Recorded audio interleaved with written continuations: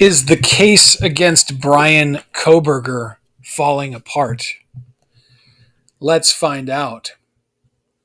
Lawyers representing murder suspect Bryan Kohberger have achieved a significant victory in their efforts to challenge the credibility of the University of Idaho murders investigation.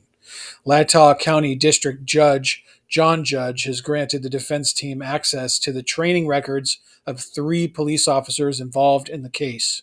The credibility of the investigation is now under doubt as the judge grants permission to these training records. The officers who interviewed critical witnesses and made investigative decisions have not been named as of yet.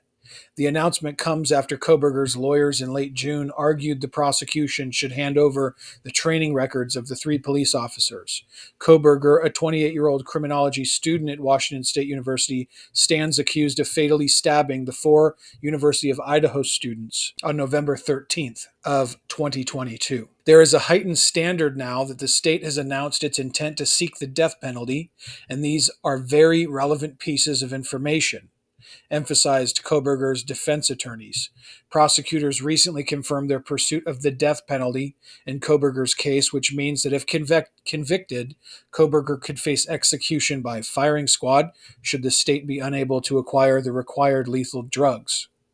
The defense team highlighted the importance of the prosecution's full disclosure of all evidence in light of the severe consequences at stake. They said that the death penalty hanging over the case made it even more important that the prosecution turn over all their evidence.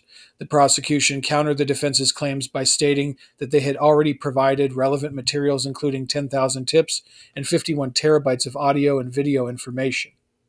The defense previously also sought additional information regarding the FBI team that provided cell phone records used in the probable cause affidavit. While prosecutors agreed to provide the requested items, the defense requested a specific date of acquisition. In a previously reported filing, the defense attempted to undermine the indictment, accusing the prosecutors of concealing their case and lacking transparency regarding the methods employed to obtain DNA evidence and link it to the suspect.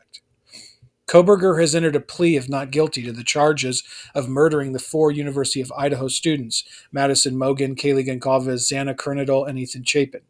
Prosecutors had previously asserted that the DNA found on a knife sheath discovered at the crime scene was a statistical match to a cheek swab taken from the suspect.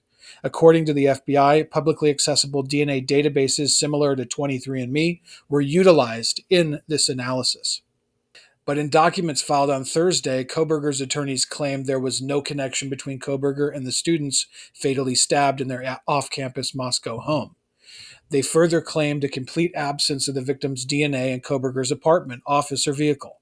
The defense team also revealed that a second male's DNA was found inside the Moscow home, and the police allegedly found DNA from a third man on a glove discovered outside the home. To this date, the defense is unaware of what sort of testing, if any, was conducted on these samples other than the STR DNA profiles. The defense's filing objects to the state's motion for a protective order and argues that the defense team should have access to all the data and investigative genetic genealogy that led prosecutors to claim that Kohberger's DNA, collected via a buccal swab, was a statistical match to the DNA found on a knife sheath discovered at the crime scene. Kohberger's trial is scheduled for October 2nd of this year, but the date is expected to be delayed following several motions filed by his defense team. What do you think?